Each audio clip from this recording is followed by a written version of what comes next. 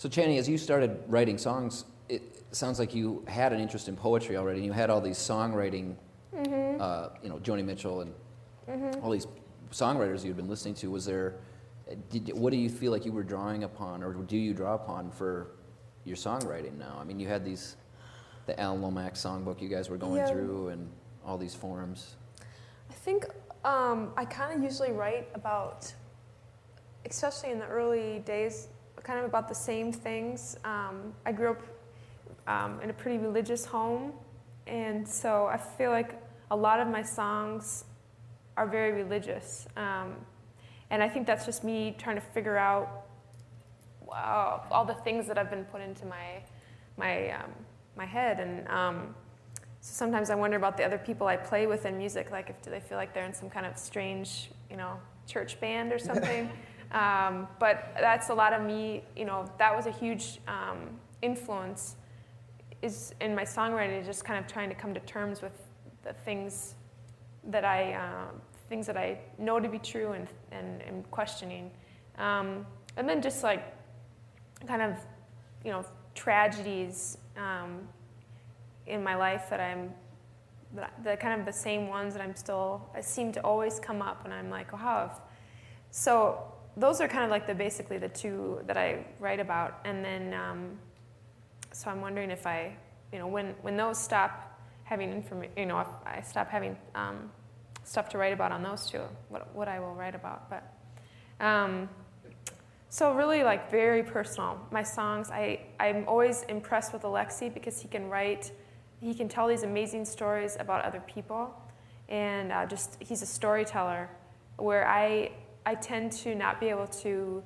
It's very difficult for me to write something that didn't personally happen to me,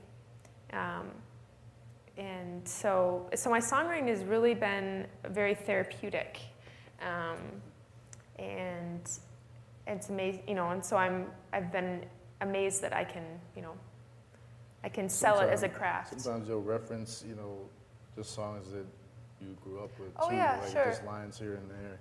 You've written whole songs just borrowing like the first line from like a blues song or something. Oh yeah, yep. Recently, I guess we're not in recently, so we're still in the past. You can skip ahead.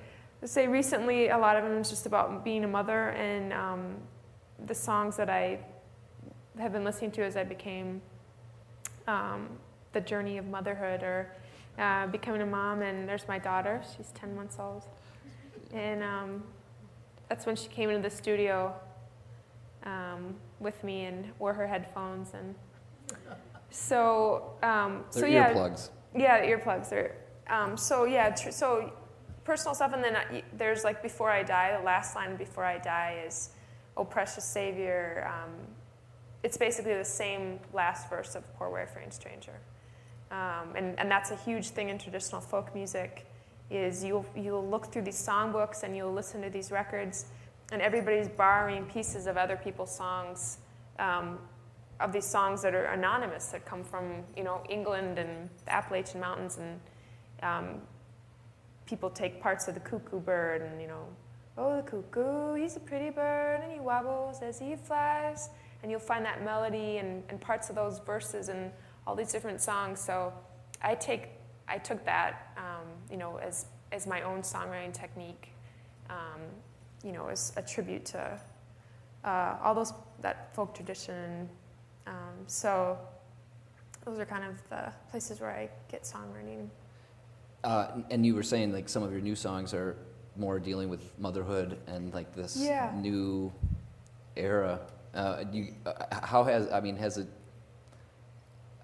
has your whole creative process been affected by baby? My baby, yeah. I mean, it's amazing that I have heard other people that are songwriters who are pregnant, and it's like I think I won't say her name because I want her to remain anonymous, but she said something about how you're already creating something, so it's like you have no need to create anything else. I felt like when I was pregnant, it was like I was creating like the best song ever. I couldn't ever create anything as good as this. And so I wasn't very inspired musically.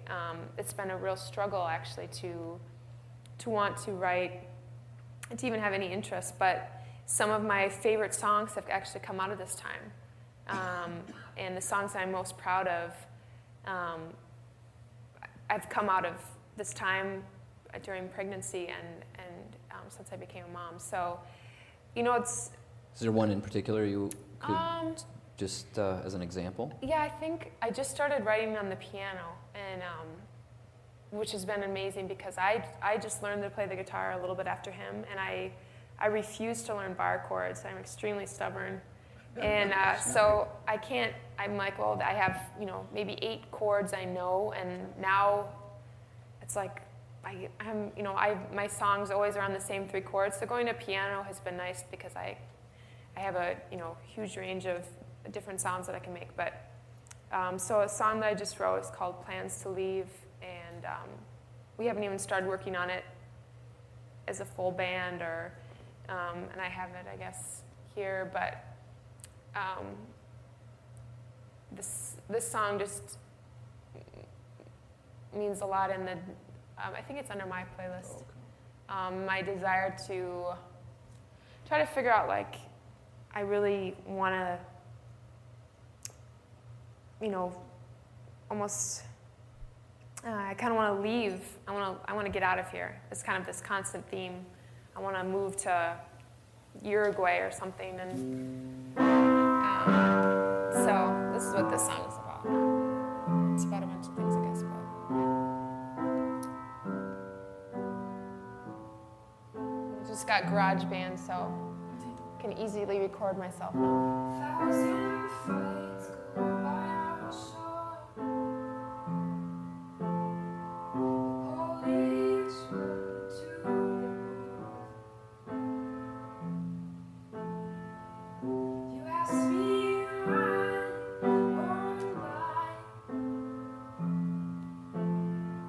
Saving that my stories for our war.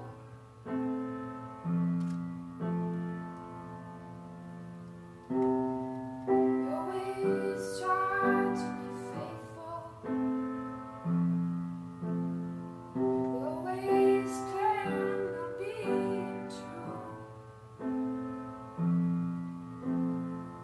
So let us live each day like it's the last.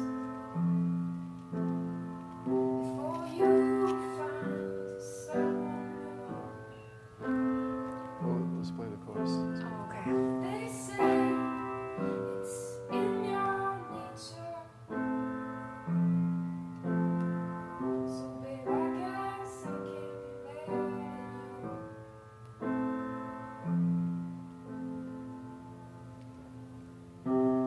I got plans to leave.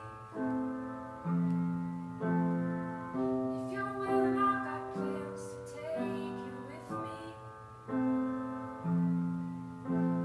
You really wanna die in this town? Not me, I go great traveling around. So I think for me, when I know if I like a song or if it's a good song, it's if it makes me cry, which is a weird thing. But if I start crying while I'm singing one of my songs, I'm like, yeah, that one, I like that one. My songs are usually about not just one thing. It's rambling as I usually do in conversation in person. You're only allowed 2 more self-deprecating. Oh, okay. Okay.